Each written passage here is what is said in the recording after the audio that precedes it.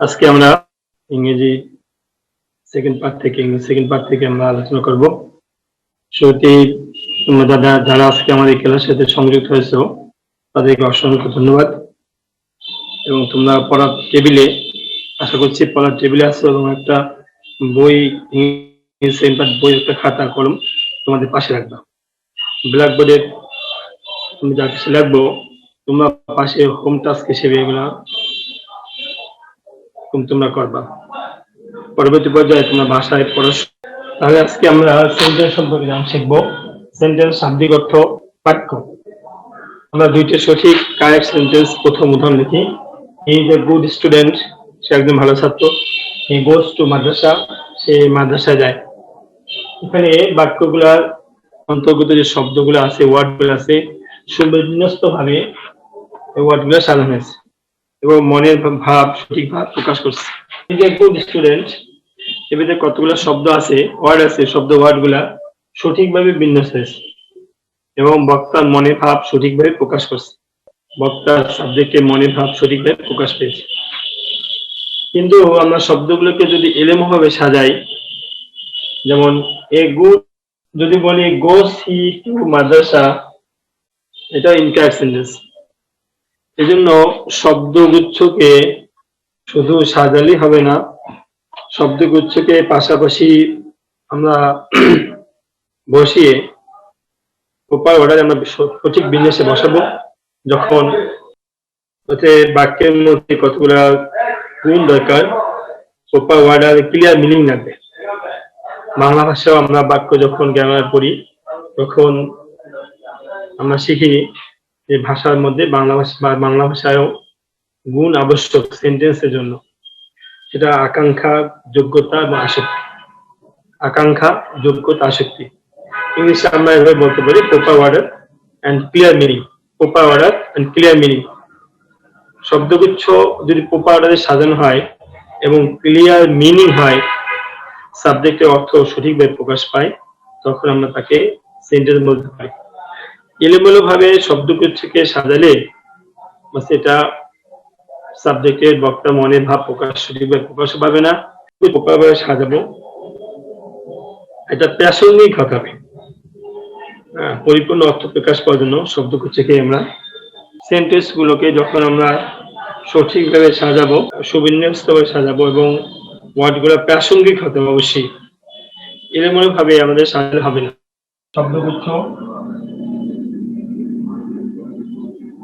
শব্দগুচ্ছ proper অর্ডারে সাজাতে হবে। প্রপার অর্ডার অর্থাৎ সঠিক বিন্যাস থাকতে হবে। শব্দগুলোর মধ্যে ক্লিয়ার মিনিং থাকতে হবে। কি থাকতে হবে? Clear meaning. আমাদের শব্দগুচ্ছকে যখন আমরা ক্লিয়ার অর্ডার, প্রপার অর্ডার এবং ক্লিয়ার মিনিং এর সাথে সাজাবো এবং সাবজেক্টের অর্থ সঠিকভাবে প্রকাশ করবে, তখন আমরা আমাকে সেন্টেন্স বলতে পারি। আমরা সেন্টেন্স সংজ্ঞা এভাবে আমরা কি শিখলাম? সেন্টেন্সের প্রথম আমরা দুটো উদাহরণ দিলাম। ইনকারেক্ট সেন্টেন্স, যেটা সঠিকভাবে সাজানো ছিল না, প্রপার সাজানো ছিল না, সেটা দরকার। সেন্টেন্সের ভিতরে শব্দগুচ্ছ প্রপার অর্ডার থাকতে হবে, অর্থাৎ সঠিক বিন্যাস থাকতে হবে। দ্বিতীয়ত সেন্টেন্সের মধ্যে ক্লিয়ার মিনিং থাকতে হবে। শব্দগুচ্ছ বসিয়ে এজন্য আমরা ক্লিয়ার মিনিং পাই, অর্থাৎ সাবজেক্ট, বক্তার অর্থ যেন, মনের ভাব যেন সঠিকভাবে প্রকাশ পায়। তাহলে আমরা এইভাবে সংজ্ঞা ডেফিনিশন দিতে পারি। A group of words that expresses a clear meaning is called a sentence. A group of words, একটা শব্দগুচ্ছ that expresses clear meaning, যা সঠিকভাবে অর্থ প্রকাশ করে, is called sentence. একে সেন্টেন্স বলে। বাংলা ভাষায় আমরা সেন্টেন্সকে আমরা মনের ভাব প্রকাশের জন্য ব্যবহার করে থাকি। সব ভাষায় সেন্টেন্স ব্যবহৃত হয়। এখন সেন্টেন্সের মধ্যে প্রধানত যে জিনিস থাকে, দুইটা অংশ থাকে সেন্টেন্সের মধ্যে। একটা সাবজেক্ট, উদ্দেশ্য, একটা প্রেডিকেট, বিধেয়। একটা সাবজেক্ট, একটা প্রেডিকেট। সাবজেক্ট, উদ্দেশ্য, মানুষ সবাইকে বক্তা বলে থাকি। আর প্রেডিকেট ভার্ব সহ সাবজেক্ট বাদে সেন্টেন্সের বাকি অংশকে প্রেডিকেট বলে। সেন্টেন্সের ভিতরে যে ব্যক্তি বস্তু সম্বন্ধে আমরা কথা বলি এবং লিখি সেটা হচ্ছে সাবজেক্ট। পদার্থ বাক্যে সেন্টেন্সে হি সাবজেক্ট। আর প্রেডিকেট হচ্ছে সাবজেক্ট সম্পর্কে যা কিছু বলা হয় তাকে বলে প্রেডিকেট বা বিধেয়। যেমন সে কি করে, the cow gives us milk, the cow subject gives us milk, predicate। এটা উদ্দেশ্য। এটা তাহলে বক্তা যার সম্বন্ধে কিছু আমরা বলি বা লিখি তাকে বলে সাবজেক্ট। এবং এই subject the sun rises in the east, the sun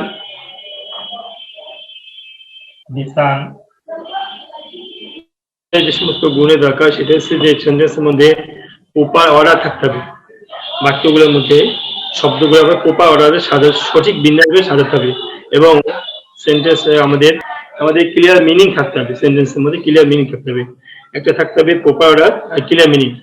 Bangla ভাষায় আমরা সেন্টেন্সকে অর্থাৎ বাক্য সম্পর্কে আমরা বাংলা গ্রামারের মধ্যে পড়ি, সেখানেও আছে যে সেন্টেন্সের ভিতরে কমসে কম 3টি গুণ থাকা লাগবে। আকাঙ্ক্ষা থাকতে হবে, যোগ্যতা থাকতে হবে, আসক্তি থাকতে হবে। যে এই 3টা গুণের অভাবে আমাদের সেন্টেন্স অসম্পূর্ণ থেকে যায়। ধন্যবাদ। তাহলে সেন্টেন্সকে আমরা কত ভাগে ভাগ করতে পারি এই পর্যায়ে আমরা শিখবো সেন্টেন্সকে আমরা কত ভাগে ভাগ করতে পারি।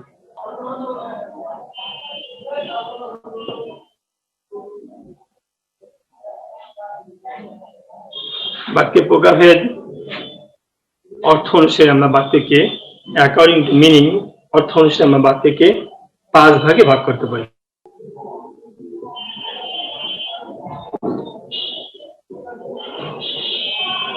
Interrogative sentence,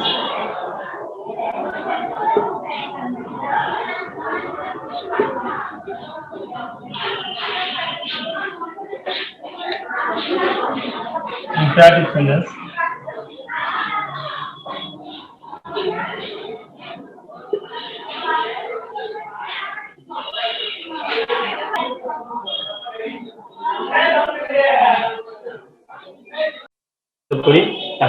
affirmative খাবোধক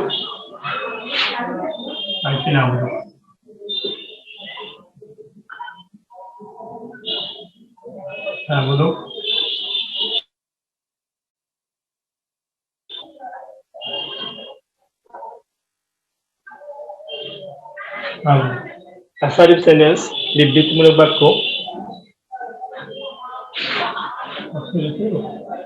interrogative sentence প্রশ্নবোধক বাক্য।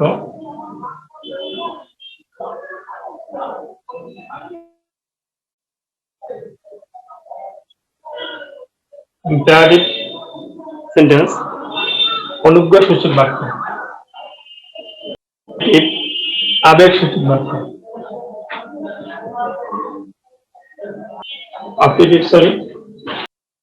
optative প্রার্থনাসূচক বাক্য। exclamative sentence আবেগসূচক বাক্য।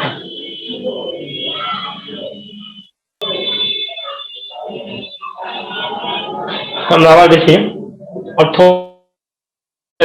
সেন্টেন্সকে প্রধানত 5 ভাগে ভাগ করতে পারি।